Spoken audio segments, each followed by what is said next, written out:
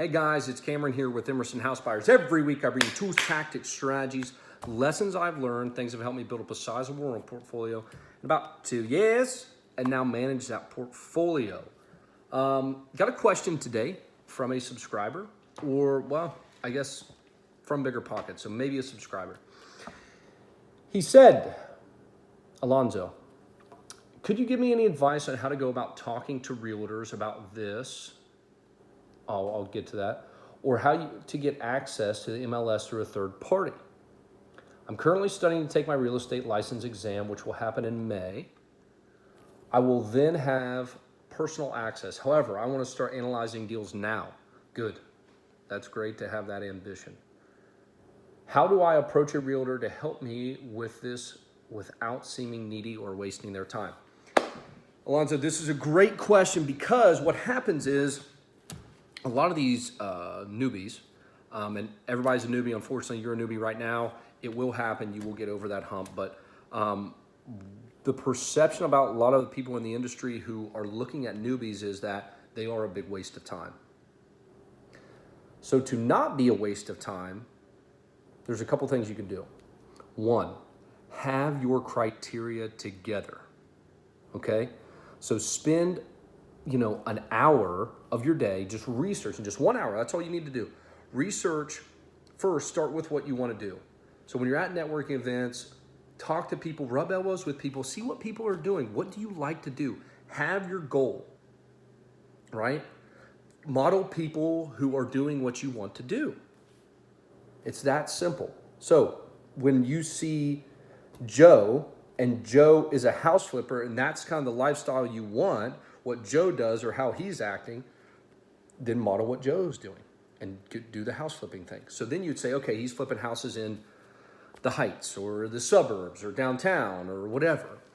Or he's a builder or a property manager or, an investor, whatever it is, or a buy and hold. Find those people, have your goals, and then model what they do and where they buy. So some people buy all over the city. Terrible, terrible idea. Especially when you're first starting out. Get hyper-focused on an area. Usually where you live is a good area, but not always. And tell this agent, these are my numbers. If you want to flip, here's my flipping criteria. If you want to do buy and hold, here's my buy and hold criteria. If you need help with buy and hold criteria, or how to analyze a buy and hold, I've got a video on that. You can check that out. Don't flip. I don't like flipping. And I particularly don't like wholesaling. So if you want to see that video, you can check that out as well. Short video on why I don't like wholesaling and prefer buy and hold. Anyways, once you tell them that, they're going to go, okay, first, this guy or gal is way ahead of the majority of schmucks we talk to who, I want to make $1 million in real estate in 1 year and have no plan or no direction. So you're already ahead of them. Then you're going to tell them, now, I can send you the properties that I would like. And I'm going to be looking at properties every day. My goal is to look at 10 properties a day. They're going to say, oh my gosh, this is a lot. And you can tell them, so if you don't mind, can you give me access? Can you give me your access? I won't bother you. And then I'll pay it forward to you when I'm selling these properties or when I want to buy my own primary residence. I'll use you. Now, big asterisk here, however you make that asterisk symbol with your fingers, it is illegal in Texas, at least when I took my test for my license and my course, I cannot give my login credentials to anybody. It is actually a Texas Real Estate Commission violation to do that. So I'm not saying you can't do it. I'm just saying know the rules, right? So you might want to be cognizant of who you're asking this for. If it's a good friend, they might help you. If it's somebody you don't know, they probably won't give you access.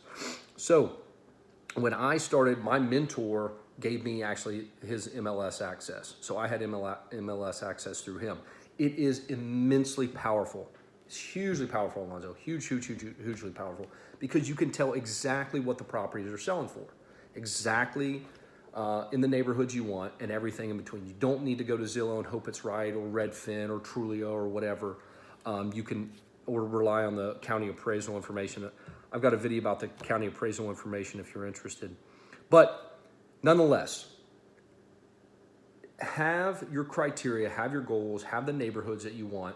Tell them, guys, I don't want to waste your time. Really, I don't want to bog you down with a lot of these. A lot of these aren't going to be good deals or deals I end up going through. So instead of bogging you down, let me help you save time, and I'll just, if you can provide me access, and then I'll help you out when I'm buying my primary residence or I'm buying something on market. I will go through you. And that is, I mean, it's a win-win-win.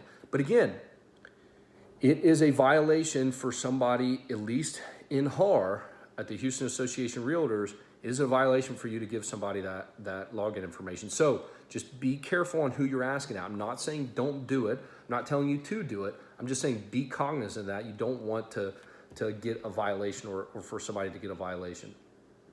I'm trying to see. I think that answered your question. And you know, without seeming needy, you are needy.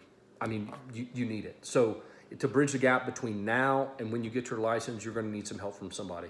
And really, it's not that far. If you got to pay somebody, you know, a couple $100 or $100 to get their access, you know, you got to pay it. I mean, but just be cognizant that is a violation. Now, you've got a second part of this question, Alonzo, about ARV, and I'm going to take that in the next week's video. So if you see it up here, it's already been published. If not, I'll get to it next week in next week's video. If you guys have any questions, concern, comments, let me know below. If you found this episode valuable, share it with somebody that you think it would help. You know, that's all I'm doing is trying to help people. So I appreciate you guys tuning in. I'll see you guys next week.